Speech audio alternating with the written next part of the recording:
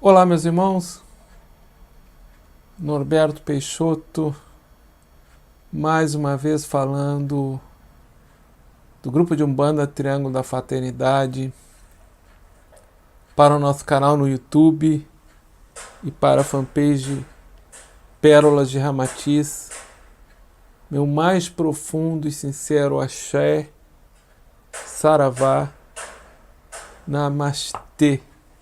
Nosso encontro semanal, sempre às segundas-feiras, às 9 horas da manhã, falando de espiritualidade, religião, mediunidade, assuntos espiritualistas de uma maneira geral. Divagações filosóficas e espirituais com Norberto Peixoto, onde eu sempre trago uma provocação temática, reflexiva, e divido com vocês algumas anotações que fazem parte da minha prática espiritual, das minhas reflexões. Hoje nós vamos falar, o tema será Umbanda e a ciência da religião. Eu me inspirei nesse tema ao ler um discurso de Paramahansa Yogananda nesse livro, A Eterna Busca do Homem. Então fica a dica aqui de leitura para vocês, né? Se tiver algum interessado no aprofundamento, A Eterna Busca do Homem, de Paramahansa Yogananda. Eu me inspirei, fiz algumas anotações para dividir com vocês. Eu vou trazer alguns pontos que são comuns dentro de um processo de síntese, de convergência entre yoga e Umbanda. Eu sou praticante de yoga, faço meditação, pratico yoga e procuro sempre, já há muitos anos, a estudar e praticar yoga, e isso sempre observei, né, a convergência que há entre essa ciência metafísica de realização espiritual com a nossa prática, com a nossa praxis por dentro da Umbanda. Então estou trazendo algumas inferências, algumas correlações baseadas na tradição clássica da yoga, e também dentro do momento que eu estou passando, eu estou escrevendo um livro que se chama Yoga e Meditação dos Orixás, a união da alma com o Purusha. Então eu estou bastante imerso, né, nesse tema, vivenciando muito. A pandemia propiciou esse aprofundamento, então acredito que ano que vem esse livro deva ser publicado. A Umbanda e a ciência da religião. Mas afinal, ciência e religião parecem coisas separadas. Muitas vezes as pessoas colocam, né, como se como se ciência e religião não fosse possível de andar de mãos dadas, né? Estou falando aqui de religião no sentido mais amplo da religião. Então não é a religião necessariamente instituída com dogma, com tabus, com corpo eclesiástico. Estou falando da religião mais ampla, religião eterna, religião, religare, união, reunião, yoga e religião tendo o mesmo significado, né? Poderíamos dizer que a ciência da religião é um sistema de método científico para reunir o ego ao espírito, a consciência a Deus, Ori, Orixá. Nos separamos de Deus e temos que nos unir a Ele de maneira consciente e independente. Só o indivíduo pode realizar essa união. Então, a ciência da religião, no sentido de união do ego com o espírito, da consciência com o Ori, Orixá Puruxá. Ori nos acompanha pelo todo e sempre. O Orixá, ele, seja de frente ou de junto, da esquerda, da direita, cada encarnação ele muda, mas Ori é o nosso Orixá pessoal, que nos acompanha pela eternidade. Então, é uma ciência, um método de reunião, né? Comunhão, poderíamos dizer, com o nosso Ori, com a nossa alma, com o nosso self, com Deus, que só um indivíduo consegue realizar de maneira independente. Embora a gente busque uma unificação, uma união, mas é de maneira independente, é dentro de cada um de nós. Podemos ter métodos de iniciação, variando de tradição para tradição. A própria escola de yoga tem seus métodos de iniciação, onde o mestre, né, o preceptor espiritual, transmite naquele rito o mantra sagrado para pronunciação, recitação do devoto, do adepto. Muitas vezes aquele mantra é um mantra pessoal, ligado com a sua deidade, o seu ideal de devoção, de acordo com o perfil do adepto, do devoto. Então, cada tradição tem o seu método, né, de iniciação. E esta ciência, ela permeia com mais profundidade todos esses ritos de iniciação. Então, estamos falando de algo mais profundo, né, que estaria abrangente em todos os métodos de iniciação. Existe uma ciência por trás, uma ciência divina de autorrealização. Muitas vezes a gente na Umbanda escutou falar das entidades, né? A Umbanda é ciência, tem que saber, tem que conhecer e tem que saber fazer, né? Então essa ciência, ela às vezes é entendida como um tipo de magia ligada ao fenômeno, ao alcance de um benefício espiritual, de um milagre, de uma benesse, mas aqui nós estamos falando em termos de autorrealização divina que está dentro do indivíduo, nessa verticalidade que até que atinge a consciência, ela atinge Ori. Esta ciência nos ensina a percebermos. Esta ciência nos ensina a elevar-nos acima do engano da separação e percebermos nossa unidade com Deus. A nos elevarmos acima do engano da separação e percebermos nossa unidade com Deus.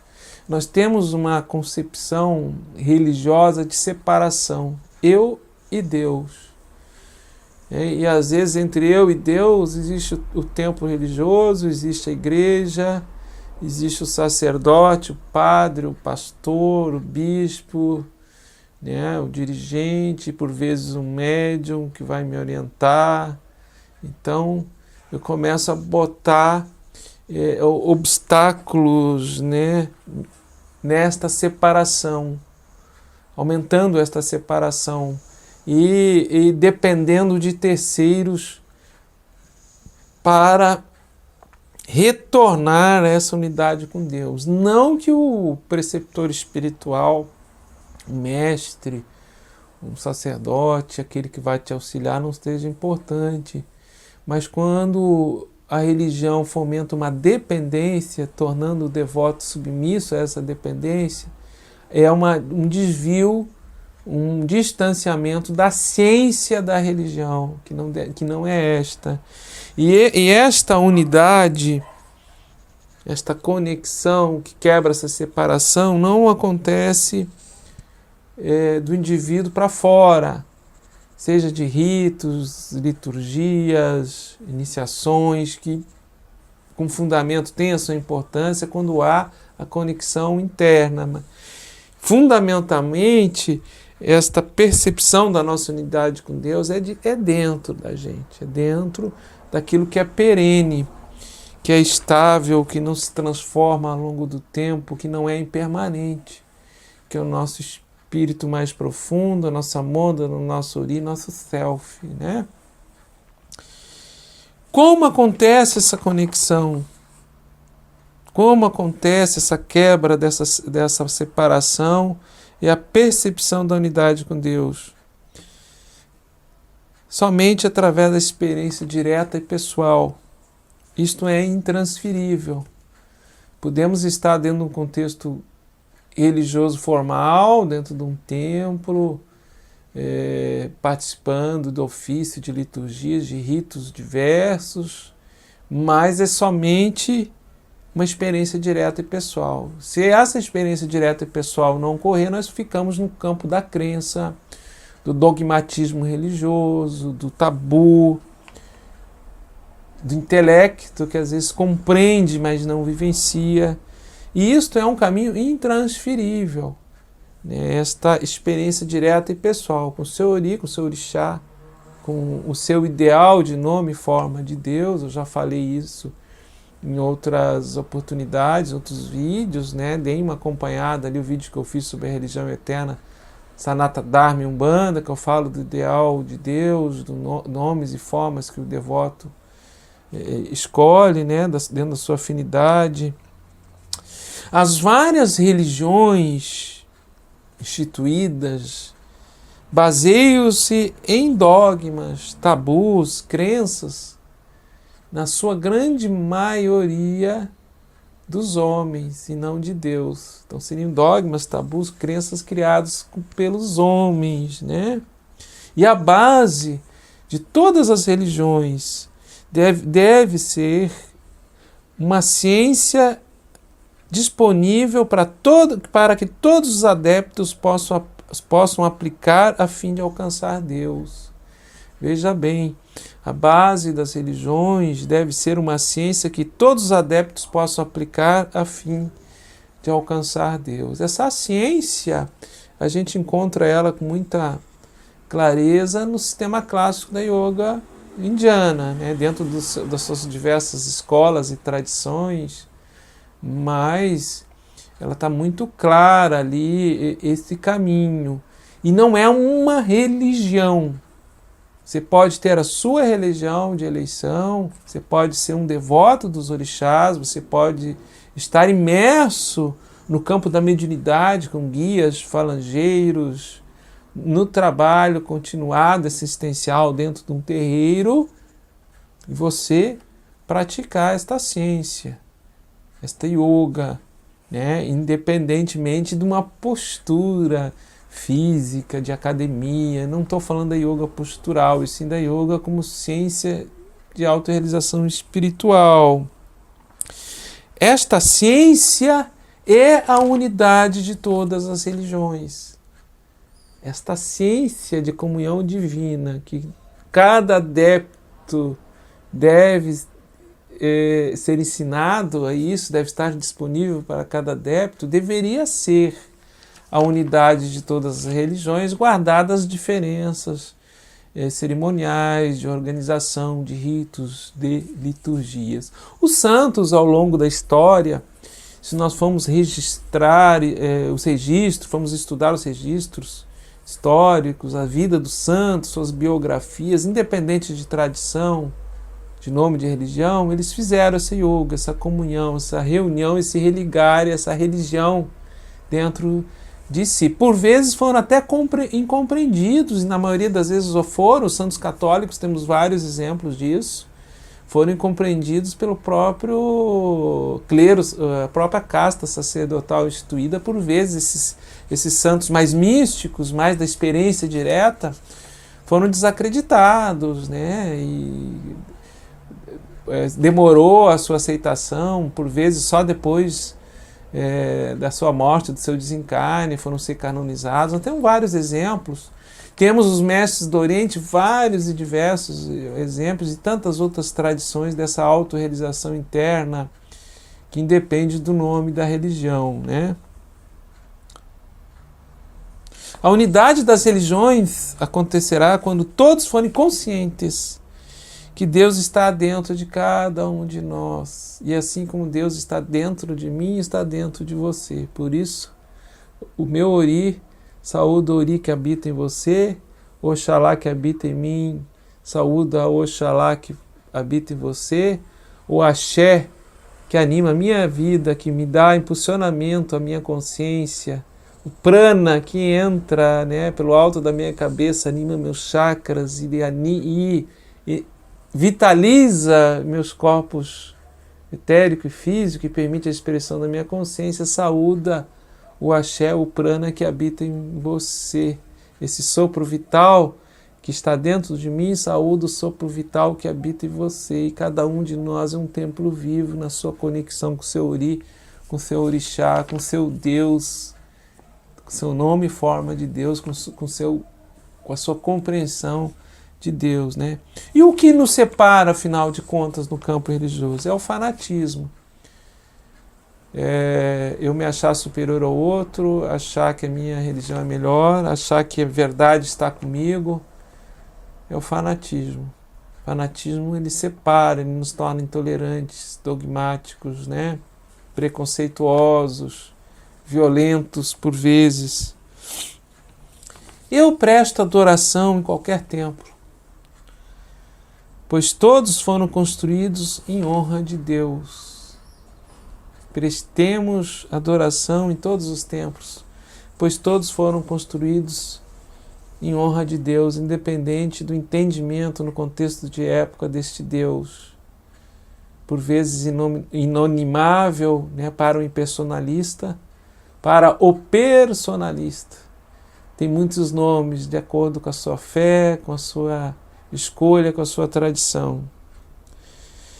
E a ciência da religião, a ciência do yoga, religião no sentido de reunião, de união, de comunhão, ela acontece em todos nós. Nós estamos sendo objetos da ação desta ciência da religião que, conforme as reencarnações sucessivas vão se dando, nós vamos animando os novos corpos, novas experiências de vida, até galgarmos essa consciência aqui, estabilizada aqui. Há uma ascensão ao longo da coluna vertebral, cada chakra é um estado de consciência. A Kundalini, nessa energia vital que se aloja nos chakras inferiores, que tem muito a ver com a preservação da vida, com o instinto de sobrevivência, na sua base inferior, né, na coluna, conforme ela vai subindo, vai se soltando, a consciência vai acompanhando a abertura desses chakras, que seria a abertura dos selos, que está lá no Evangelho de João, né? No Apocalipse, que ele fala da abertura desses selos divinos no templo de Deus, né? Então esses selos vão se abrindo, por vezes causa uma guerra interior, um choque da consciência que vai se transformando em uma batalha com o ego, com os desejos, né? Com os nossos pensamentos, com os nossos hábitos que resistem a essa ascensão da consciência, mas chega um momento que essa yoga se dá aqui. O Oxalá que está em nós, ele desperta, né? O Ori desperta e a consciência se diviniza. Então, nos processos de iniciação, o culto ao Ori tem muito a ver com esse processo de você despertar, né? Essa divindade que está dentro de você. E por dentro da Umbanda? A gente faz yoga dentro da Umbanda? Sim, fazemos, sem saber, sem falar nesse nome, sem ter acesso, por vezes, à tradição, à orientação de um preceptor espiritual, de um mestre, ou acesso à literatura consagrada, aos sastras, né, às escrituras. Sim, fazemos. Por isso que quanto mais eu pratico yoga, mais eu respeito e admiro o que acontece por dentro da Umbanda, nos nossos encontros comunais. Nós fazemos todas as yogas dentro da Umbanda, sem se dar conta. As 3 principais escolas de yoga, que seria a Bhakti, que é a yoga da devoção, é muito forte dentro da Umbanda e das religiões afro-brasileiras também. Então todo o nosso rito, quando a gente está à frente ao Congá, quando a gente está à frente a um pai velho, a um caboclo, quando a gente está à frente à imagem de uma deidade, seja caboclo, pai velho, Exum, orixá, quando a gente está à frente de um símbolo, como um okutá, um otá, quando nós estamos à frente do nosso altar, quando nós estamos de olhos fechados, imersos no canto devocional, no ponto cantado, e a nossa mente se funde com aqueles decretos, com aquelas afirmações do ponto cantado, e nós entramos no atributo, na essência do orixá, e junto com os nossos ancestrais ilustres, nós estamos praticando a yoga da devoção, a união com Deus através da devoção, que é Bhakti Yoga. Karma Yoga, que é a união com Deus através da ação. Karma quer dizer ação. Karma não é ruim nem é bom, quer dizer ação.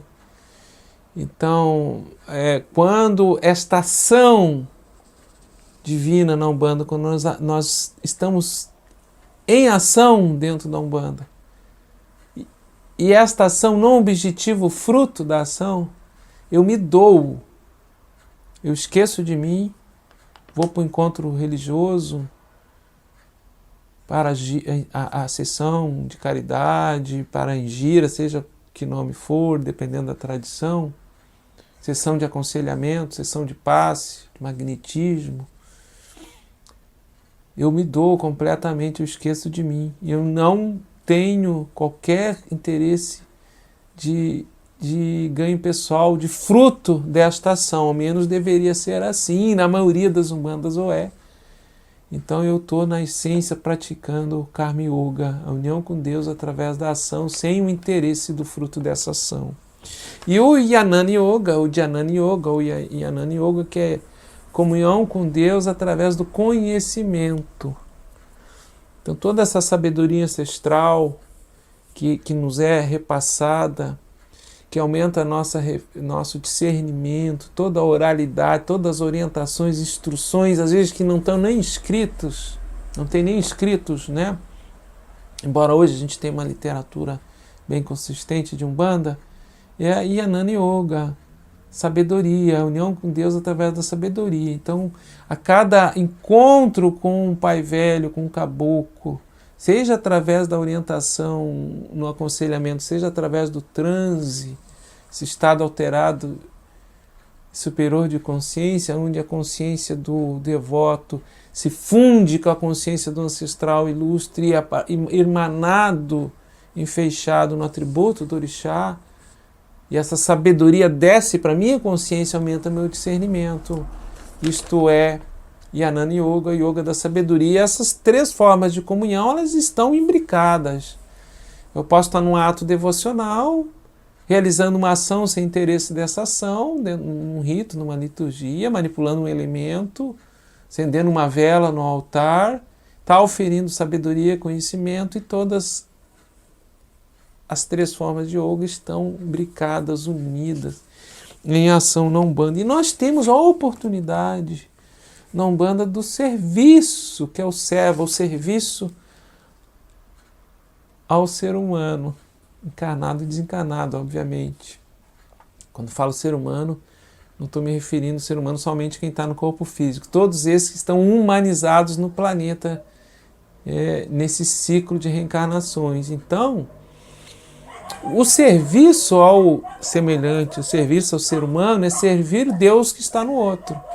Se eu enxergo Deus no outro e eu oferto esse serviço a Deus, é servir a Deus servindo Deus que está no outro, sem interesse pessoal, sem objetivo de qualquer ganho, nesta ação, com devoção. Então a Umbanda nos dá essa oportunidade, que é muito importante o serviço, dentro das tradições do yoga clássico indiano.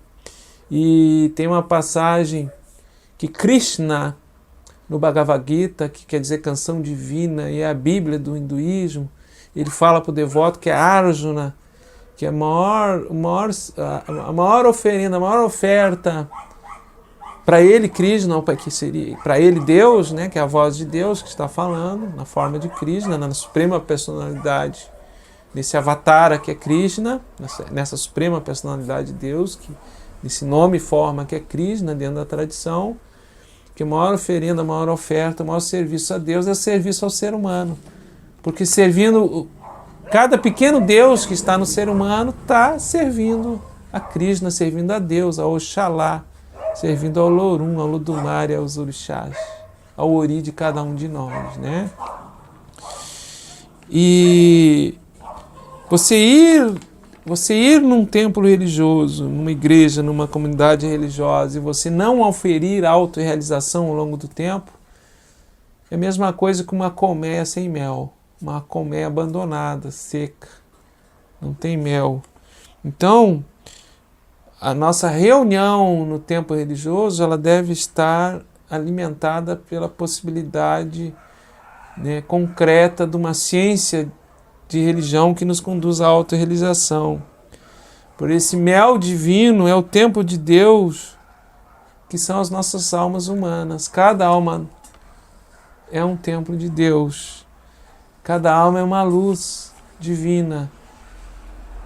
Por isso o ponto da Umbanda, o hino da Umbanda, refletiu a luz divina com todo o seu esplendor. Essa luz divina está dentro de cada um de nós, reflete no altar da nossa devoção. Cada alma é um reflexo dessa luz divina. E ela está refletida no altar da nossa devoção, que é dentro de cada um de nós.